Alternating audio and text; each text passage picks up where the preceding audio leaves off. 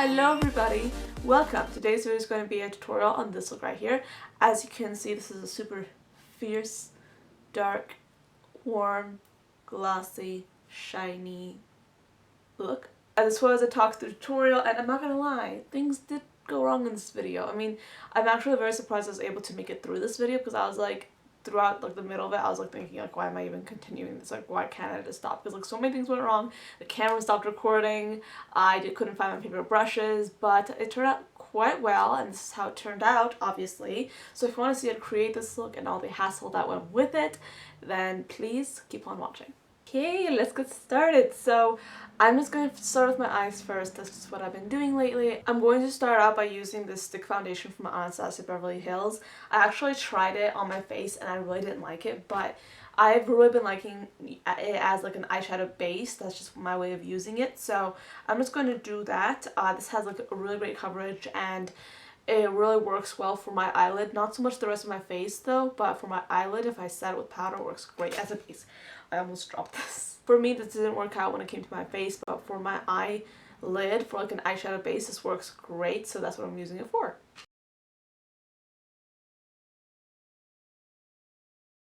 For my brows, like there's like no fancy way to say that. For my brows, I'm just going to be using the Anastasia Dipbrow Pomade.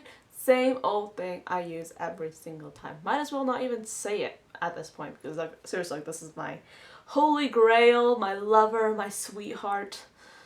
I think I made that a little bit too far, but this is basically the Anastasia Beverly Hills Dipbrow Pomade. I'm sorry, I try to spice this step up, like, because in every tutorial I'm like, hello, I'm using this Anastasia Beverly Hills Dipbrow Pomade.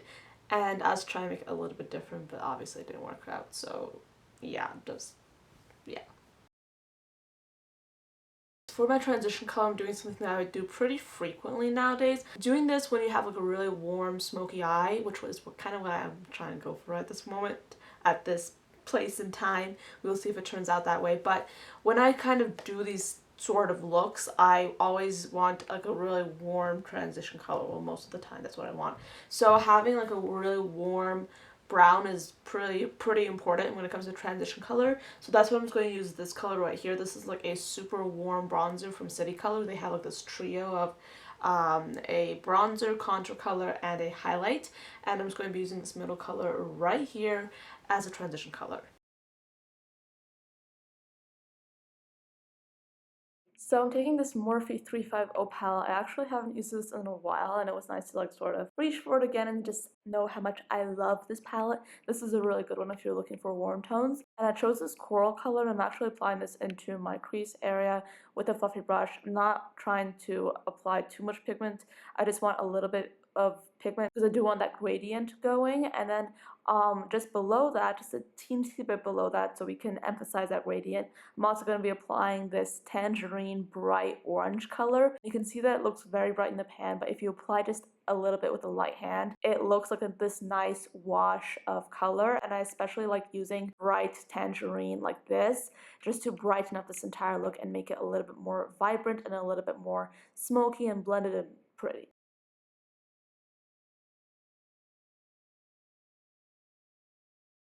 Okay, I just remembered that like half my brushes and all that, like they're downstairs because I was doing someone else's makeup the other day. So let me go get them, because I'm like sitting here and I don't know what to do because I don't have my brushes. I hate life. I cannot find those brushes. I think that they are in my mom's car and she's not here right now, so it's like crap. So like we'll just try to like wing it. So I guess I'll just use like some of my backup brushes, like whatever. So let's continue. Hopefully this will be better. Hopefully this will turn out okay. I really wanted to. Now I'm taking this really warm brown color and I'm using a slightly more dense brush than what I used before, and I'm applying this pretty much all over my eyelid. I wasn't really sure what I wanted to do at this point. I knew I wanted a warm smoky eye, but I wasn't really sure how intense I was going to go, so I just was trying to experiment and see what would happen, and I ended up applying this pretty much all over my entire eyelid.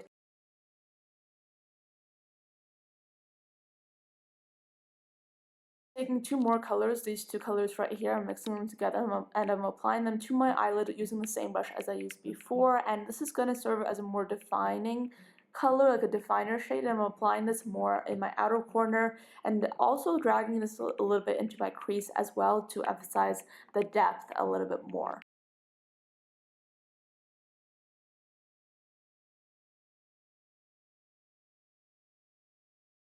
After that, I took this semi-clean fluffy brush and I kind of used it to clean up my eyelid a little bit. I decided to dip it into just a tiny bit of that rich reddy color and just use it to just sort of clean up my act, make it a little bit more blended, a little bit more seamless.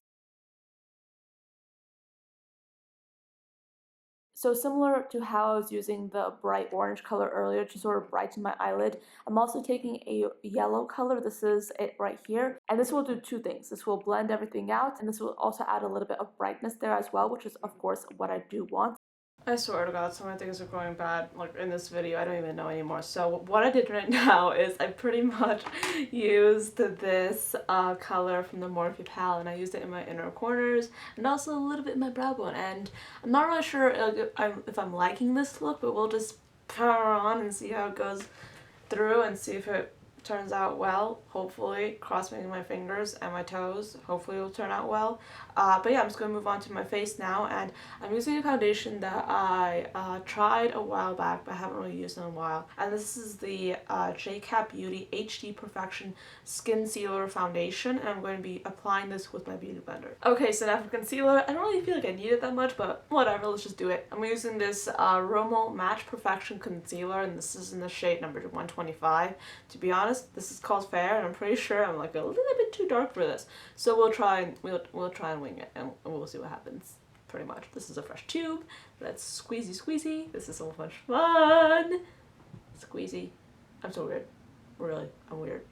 It's actually been a while since I used this technique because it is a little bit of a heavy makeup technique. I mean, I wouldn't usually use this every single day, especially during the summer, but it does really just help make your face look a little bit more chiseled, a little bit more contoured, and it really is an amazing technique if you're willing to try it. Oh yeah, and by the way, I kind of lost the footage for when I was blending out this concealer, but I can assure you, yes, I did blend this concealer out. It's just I didn't show it because I lost the footage. But if you're wondering what I used to blend it out, I just used a beauty blender just to blend out all the concealer so it looks a little bit more natural. So now for the bakage, it's time for some powder. I'm using the Coty Airspun powder. Of course, I do this every time. It's just like with the Anastasia Dipbrow pomade. I use them every time, so I'm just going to use this powder to bake my face. So I'm pretty much applying a layer of powder to my entire face, just concentrating on the areas that I used the concealer on. This does look weird, yeah, but if you're familiar with baking, you know that once I brush it off, it's going to be a lot more chiseled. My makeup will stay on a lot longer, and it will not look as crazy as it looks right now. While I'm waiting for that powder to set, I'm going to be lining my top waterline with this Maybelline cream eyeliner. This is again an eyeliner that I use all the time. I'm just lining my top waterline with this. And then for mascara, I'm using this L'Oreal Lash Paradise one. This is by far my favorite mascara, probably of all time. Now for lashes, I'm using these from House of Lashes. I do not remember the exact style off the top of my head, but I will be putting these names down below if you're interested in knowing what specific style these are. I like these because they're very dramatic, but they're still wispy, so they're not overly heavy and they won't weigh the look down that much.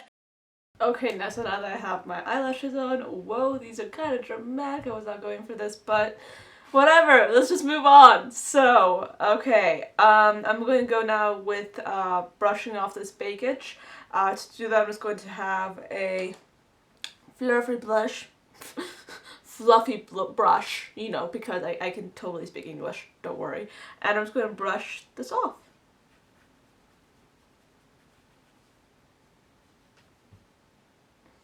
So for my under eye area, I'm just going to go with this color right here. I'm just going to brush it on my under eye area just to like add a little bit of evenness to my eye, you know, because we have so much going on the top. We have to put a little bit on the bottom. Because it's fair. I wanted to make this look extra dramatic, so what I did is I took a gel liner, the same one I was using earlier, and I used it on my bottom lash line, pretty much my bottom waterline actually. And then I'm taking this pencil brush and I'm just going to be smoking it out, making it a little bit more diffused because I don't want that harsh line. I wanted this to look a little bit more smoky. And then, of course, for my bottom lash line, I'm going to be applying some mascara. This is the same L'Oreal one from earlier. So now that I'm pretty much done with the eyes, and this is really dramatic, and I think I'm kind of liking this, actually. I was like last day, I don't really like this, but I'm like, it looks sultry. I think I'm living for this. So yeah, honestly, I kind of think I look a little bit terrifying right now, but you know what?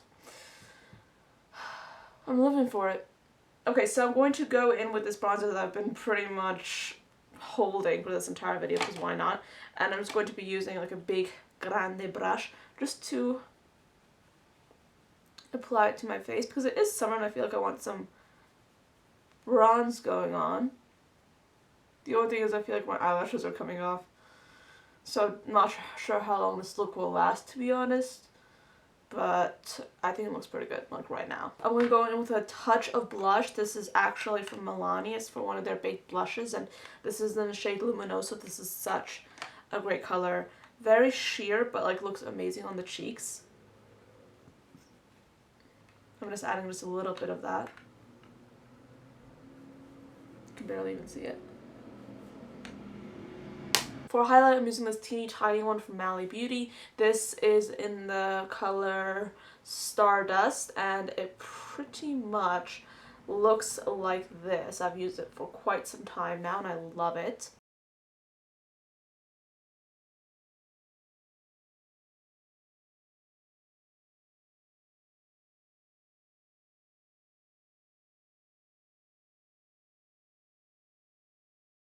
And for lips, I'm using this Jeffree Star liquid lipstick. This is called Mannequin.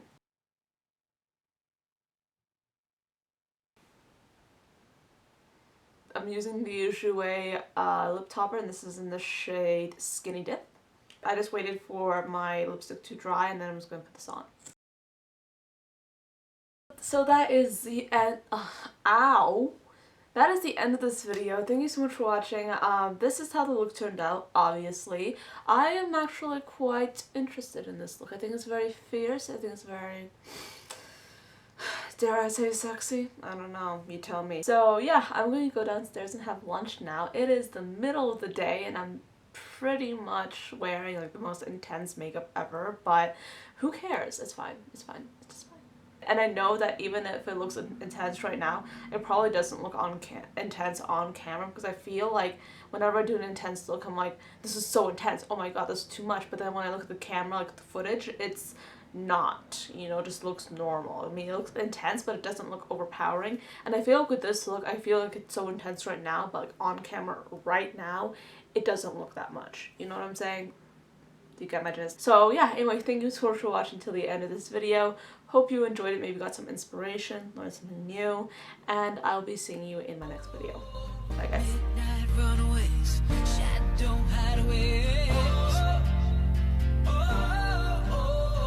the earth shake, I'm awake. You're crashing into my bones.